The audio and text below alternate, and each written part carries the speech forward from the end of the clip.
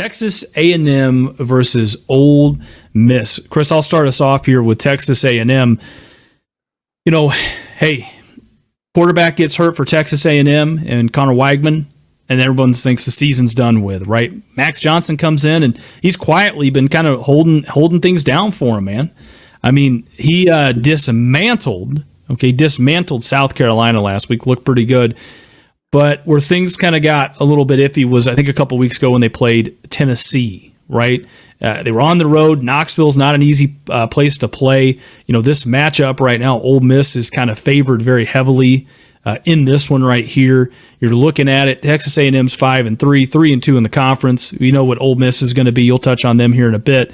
But, yeah, man, I mean, I want to see on the road, can Max Johnson show me something here, man? Can he show me that Texas A&M is back? Because this is, I got to think this is possibly Jimbo's job right here, right? Yeah.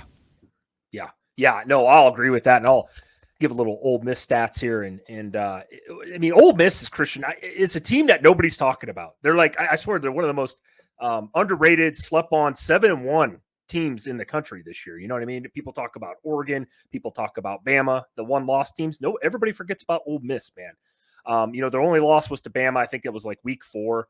You know, they did beat a good Tulane team this year who's quietly creeping back up in the standings. You know, and you know, they beat LSU in that I swear that game was 50-49 or some crazy shit shootout game a few weeks ago. But this game is really important for Ole Miss, in my opinion. I mean, they're trying to win this side of the conference. They're in second place behind Alabama. Alabama obviously has the tiebreaker, like I mentioned, for the SEC West. But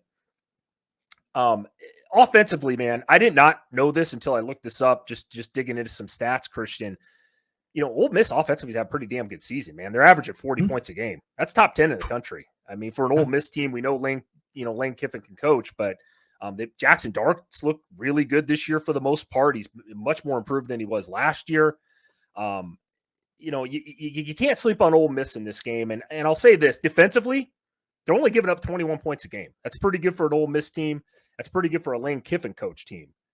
So if Ole Miss wants to win this game, Christian, they're going to have to win the line of scrimmage and win the turnover battle. I know that sounds super cliche. Everybody says it.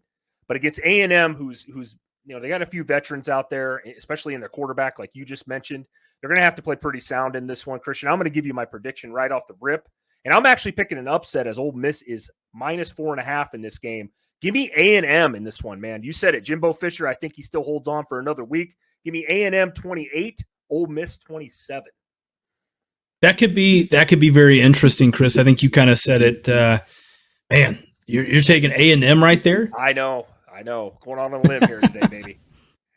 Yeah, give me Texas A&M 38, Ole Miss 42. I got a feeling that this has kind of the A&M Miami kind of vibes all over again, right? Where we could be in for a little bit of a shootout, and I wouldn't particularly hate it. I really wouldn't.